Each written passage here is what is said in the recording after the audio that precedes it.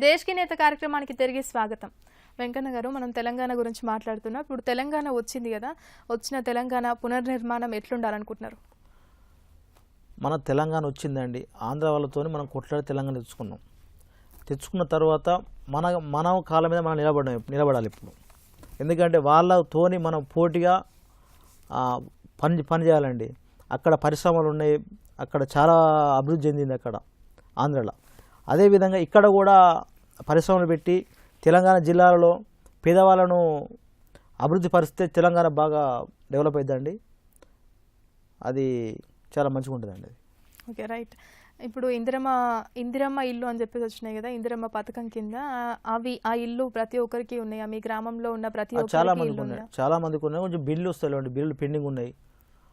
మాకు ఇల్లు మారుతున్నారు, వాళ్ళు మారకుండా కొంచెం. వెంకన్న గారు, ఇప్పుడు చాలా మందికి ఉన్నాయి అన్నారు, అందరికీ ఉన్నాయా? చాలా మందికి ఉన్నాయి? చాలా మందికి లేవండి, కొంతమందికి ఉన్నాయి, కొంతమంది లేవండి. ఇంకా ఇల్లు లేని వాళ్ళు కూడా ఉన్నారంటారా? అవును, చాలా మంది ఉన్నారండి. మరి మీరు ఏమైనా దరఖాస్తు చేసుకున్నారా వాళ్ళకి ఇల్లు ఇప్పించడానికి? రచ్చబండ్లో పెట్టినాం, మనం వచ్చి కొన్ని శాంక్షన్ కూడా అయినాయి. వాళ్ళు కూడా కట్టుకుంటారు, కొంచెం బేస్మెంట్ కొంతమంది స్లాబులు పోసినారు. వాళ్ళు కూడా బిల్లులు ఇస్తామని మొన్నదాకా ఏళ్ళు తిరిగారు. ఒక 5 రోజుల్లో బిల్లు కూడా వస్తాయండి వాళ్ళకు. ఇంటింటికి మరుగుదొడ్డి అని కూడా ఉంది కదా, మరుగుదొడ్డి చాలా వరకు మేము కూడా కట్టిస్తామండి. 2 వాటిలో మేము సాటింపు కూడా చేయించినాము. ప్రజలు కూడా మంచి స్పందన వచ్చింది, వాళ్ళకు కట్టుకుంటామని. ఇప్పుడు వాళ్ళు కూడా కట్టుకున్న వాళ్ళకు తొందరగా బిల్లు కూడా ఇప్పిస్తామండి మేము. రైట్. ఇంకా మీ గ్రామంలో ప్రాథమిక అంటే విద్యా వసతులు ఎట్లున్నాయి? విద్యా వసతులు చాలా పర్వాలేదండి. ప్రతి ఒక్క చిన్నపిల్లగాళ్ళు కానీ టైంకి బడికి పోతున్నారు మంచిగానే. సరే, వాళ్ళు చిన్నపిల్లలు బడికి పోతున్నారు, పెద్దోళ్ళు కూడా వాళ్ళు కూడా ఇంటర్మీడియట్ అటు దూర ప్రాంతాలపై చదువుకుంటున్నారు. కొంతమంది జాబులు కూడా వచ్చినాయి. అంటే హై స్కూల్ ఉందా మీ గ్రామంలో? హై స్కూల్ లేదండి మా గ్రామంలో. మరి హై స్కూల్ లేకపోతే ఎట్లా? పెద్ద జనాభా ఉన్న గ్రామం అన్నారు కదా, అటువంటి అప్పుడు పక్కన తండాలు ఉంటాయి. 2 గ్రామాలు 2 స్కూళ్ళు ఉన్నాయండి. విలేజ్లో ఒకటి ఉన్నది, ఎక్స్ రోడ్ కాడ ఒక స్కూల్ ఉన్నది. కానీ 2 చోట్ల హై స్కూల్ లేదా? లేదండి మాకు. మరి అటువంటి అప్పుడు మీరు ఏమన్నా చెప్పినారా ప్రభుత్వానికి? చాలా పెద్ద గ్రామము, ఎంతమంది విద్యార్థులు ఉంటారు చదువుకోవడానికి?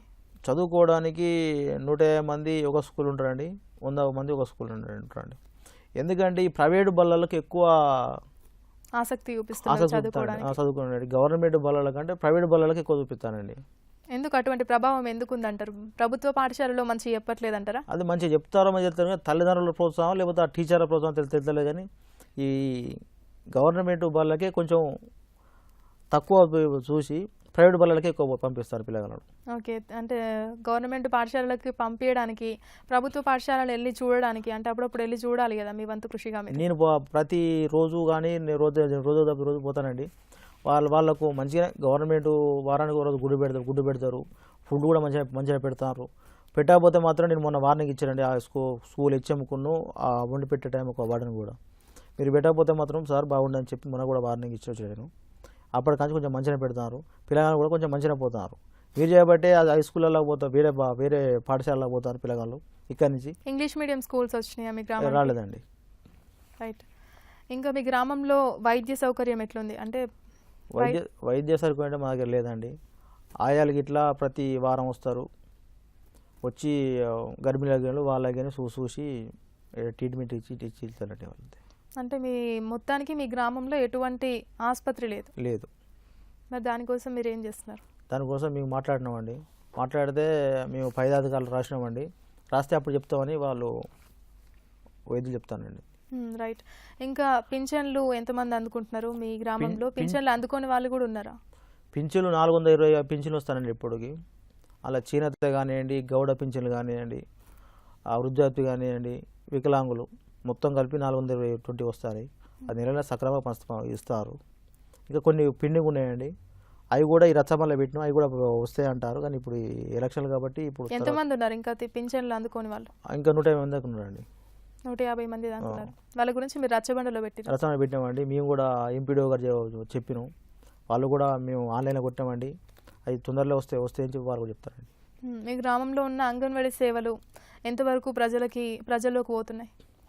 అంగన్వాడీ సేవలు అండి 2 సెంటర్లు ఉన్నాయి మా దగ్గర, 3 సెంటర్లు ఉన్నాయి. ఆ 3 సెంటర్లు కూడా బాగా పనిచేస్తానండి.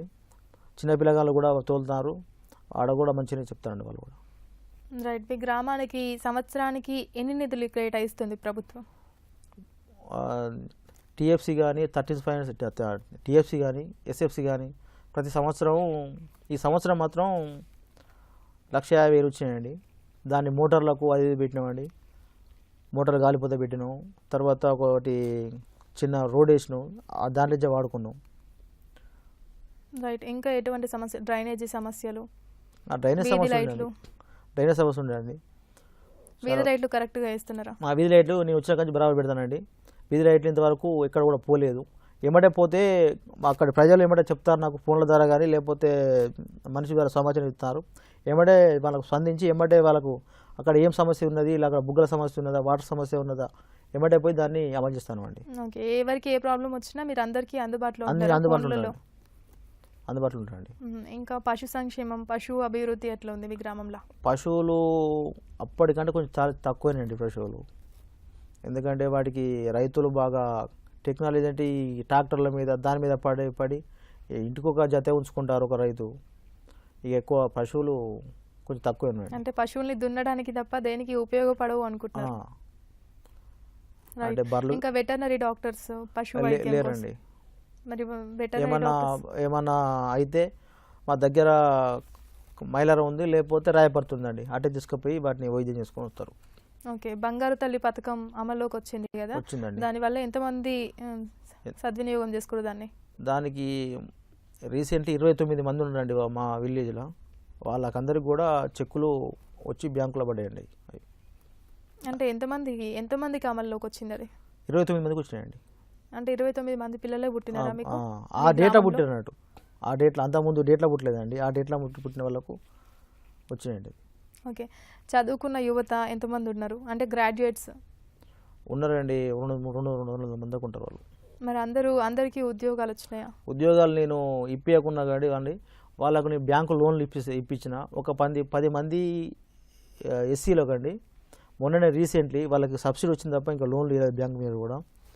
వాళ్ళకు టెంట్ హౌస్లు కానీ లేక టెంట్ హౌజు, తర్వాత సెంటరింగ్ కానీ ఒక 10 మందికి ఎస్సీలో పెట్టినాం. ఒక 8-9 మందికి ఎస్టీలో పెట్టినామండి. ఐటీడీ నుంచి కొంతమందికి, ఎస్సీ కార్పొరేషన్ కొంతమందికి అండి. ఓకే. మీ గ్రామంలో గవర్నమెంట్ ఉద్యోగస్తులు ఎంతమంది ఉన్నారు? చాలా తక్కువ ఉండరండి. ఒక 10 మంది కంటే ఎక్కువ ఉండరు. ఓకే. మిగతా వాళ్ళంతా నిరుద్యోగులు. ఇప్పుడు చదువుకున్న యువత వ్యవసాయం చేయాలని కోరుకుంటుందా?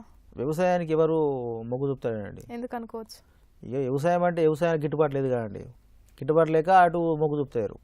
ఓకే. మీ గ్రామంలో ఆధార్ కార్డుల ప్రభావం ఎట్లుంది? ఆధార్ కార్డులు దిగిన వాళ్ళకు కొంతమందికి వచ్చినాయండి. దిగినా కూడా వాళ్ళ కింద ఆధార్ కార్డు ఇంకా రాలేదు. వాళ్ళకు పోస్ట్ ద్వారా వచ్చాను, పోస్ట్ ద్వారా రాలేదు. ఇంకా కొంతమంది దిగిన వాళ్ళు ఉన్నారు. వాళ్ళ ద్వారా వాళ్ళు ఏమైందంటే నన్ను అడిగినండి, మీరు దిగలేదండి ఇట్లా అంటే, రాయపర్తి గారి సెంటర్ ఉన్నది, ఆ సెంటర్లో పోయి దిగిరామని చెప్పినండి. 100కి 95% ఆల్రెడీ దిగే ఉన్నారండి. ఒక 5% లేకపోతే మేము చెప్పినామండి. ఆల్రెడీ రాయపర్తికి కొంతమంది దిగిరండి. ఓకే. మీ గ్రామంలో గ్యాస్ వినియోగస్తులు ఎంతమంది ఉంటారు? గ్యాస్ వినియోగస్తులు అండి చాలా బాగుందండి మా విలేజ్లో. అన్ని విలేజ్ల కంటే మా విలేజ్ బాగుంది. ఎందుకంటే రీసెంట్లీ మొన్న గెలిచినాక ఒక 100 గ్యాసులు మేము కలెక్టర్ ద్వారా సార్ను రిక్వెస్ట్ చేస్తే మా గ్రామానికి ఇన్ఛార్జ్ మినిస్టర్ గారు వారి కోట నుండి మా గ్రామానికి 100 గ్యాసులు మంజూరు చేసిరండి. అదనంగా ఇంకో 50 గ్యాసులు మా మండలం నుంచి వచ్చినాయి. మొత్తం 150 గ్యాసులు వచ్చినాయండి. అంతకుముందు సర్పంచులు కానీ కొంతమంది వాళ్ళు ఇప్పించినవి కొన్ని, నేను ఇప్పించేవి కూడా 150 ఉన్నాయండి. వాటితోటి మా గ్రామానికి కొంచెం. ఇంకా గోబర్ గ్యాస్ అని ఒకటి ఉంది కదా, గోబర్ గ్యాస్ లాంటివి ఇంకేమైనా ఉన్నాయా మీ గ్రామంలో? అది గత 15 సంవత్సరాల నుండి ఆ గోబర్ గ్యాసులు వచ్చినాయండి. అప్పుడు పశువులు ఎక్కువ ఉండి ఆ పేడ అలా పోస్తే గోబర్ గ్యాసులు ఎక్కువ వచ్చేదండి. కానీ ఇప్పుడు అవి లేవండి. ఉన్నది 1-2 తప్ప ఎక్కువ పనిచేస్తలేవండి. మీ గ్రామంలో చెట్ల పెంపకం ఎట్లుంది? చెట్ల పెంపకం చెట్ల పెంపకం చాలా తక్కువనే ఉందండి. మాకు ఈ ఎస్ఆర్ఎస్పిలో మా విలేజీ కొంత షిఫ్ట్ అయింది మేడం రోడ్డు కాడికి. ఎస్సీ కాలనీ కానీ బీసీ కాలనీ కానీ షిఫ్ట్ అయిన తర్వాత అందులో మొత్తం మురికి తుమ్మలు మొలిచినాయండి. మురికి తుమ్మల వల్ల ఆ దోమలు కానీ అటు ఈగలు కానీ మొత్తం ఊరి మీదకి వచ్చి బాగా గలీజుగా చేస్తానండి. ఎందుకంటే గవర్నమెంట్ కూడా భార్యాభర్తలు వినియోగించినట్టు చేసింది మా గ్రామాన్ని. కొంత ఇక్కడ నుంచి కొంత అక్కడ ఉంచింది అన్నట్టు. మొత్తం తీసేయలేదు. తీసేసినా కూడా ఆ చెట్లను ఇట్లా సాగు చేసి ఇప్పటికి కూడా మేడం నేను కోరుతాను గవర్నమెంట్ ఒకటి ఆ చెట్లను ఇట్లా సాగు చేసి అందులో ఏమన్నా పండ్ల తోటలా ఏదన్నా ఇంక వేరే తోటలో పెడితే బాగుంటుందని చెప్పి నా ఆలోచన. మొత్తం మురికి తుమ్మలు మెలిసినా మేడం ఆ మురికి తుమ్మలు ఆ దోమలు ఆ ఈగలు మొత్తం ఊరి మీదకి వచ్చి అంత చేస్తారండి. ఓకే, ఇంకా ఎటువంటి ఆశయాలు ఉన్నాయి మీ ముందు ఒక సర్పంచ్గా నెరవేర్చడానికి? నేను ఒకటే మేడం గ్రామ ప్రజలకు సేవ చేయడానికి వచ్చాను. నేను నా వంతు కృషి కానీ ఇప్పుడు 400 సంవత్సరాలు నేను గ్రామం కొరకే పాటుపడతా. గ్రామకు డ్రైనేజ్ కానీ నీటి సమస్య కానీ మెయిన్గా సమస్య సర్పంచ్ చేస్తే ఒకటేనండి, డ్రైనేజ్ ఒకటి ముఖ్యం, సీసీ రోడ్లు, వీధి దీపాలు, తర్వాత వాటర్ సప్లై, ఈ 3 ఉంటే సరిపోద్దండి. ఓకే, నా ఆలోచన అది. రైట్. ఇంకా చదువుకున్న యువత కోసం ఈ గ్రామంలో ఏమైనా గ్రంథాలయాలు లాంటివి ఉన్నాయా? గ్రంథాలు లేవండి మా దగ్గర, ఏం లేవు గ్రంథాలయాలు. ఓకే, ఒకవేళ చదువుకున్న యువతకి బుక్స్ కావాలంటే ఇంకా ఇక బుక్స్ కావాలంటే పేపర్ ద్వారా వాళ్ళు బయట తెచ్చుకొని చదువుకుంటారండి, అదంటే ఏం లేదండి. ఓకే, కంప్యూటర్లు ఏమన్నా అందుబాటులో ఉన్నాయా? లేవండి, కంప్యూటర్ లేవు. రైట్. ఇంకా చివరిగా ఒక దేశ అభివృద్ధి కోసం దేశ ప్రజలకు అభివృద్ధి పథంలో నడవాలంటే గ్రామ ప్రథమ పౌరుడిగా మీరు ఇచ్చే సందేశం ఏంటి?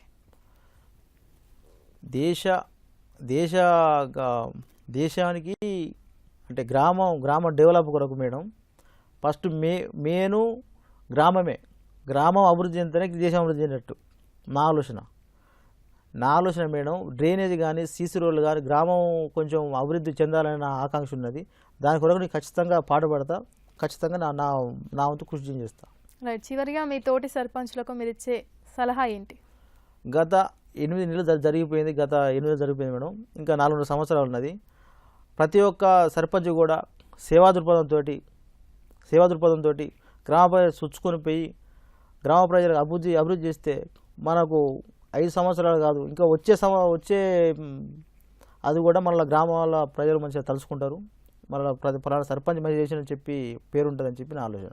రైట్. వెంకన్న గారు, మీ దగ్గర ఉన్న నీటి సమస్యని కూడా మీరు ఎంతో సమర్థవంతంగా పరిష్కరిస్తారని కోరుకుంటున్నాం. Thank you very much. సరే, ఇది ఈ రోజు దేశ్ కి నేత కార్యక్రమం. స్టే ట్యూన్ టు తెలంగాణ జనం గొంతుక TNN.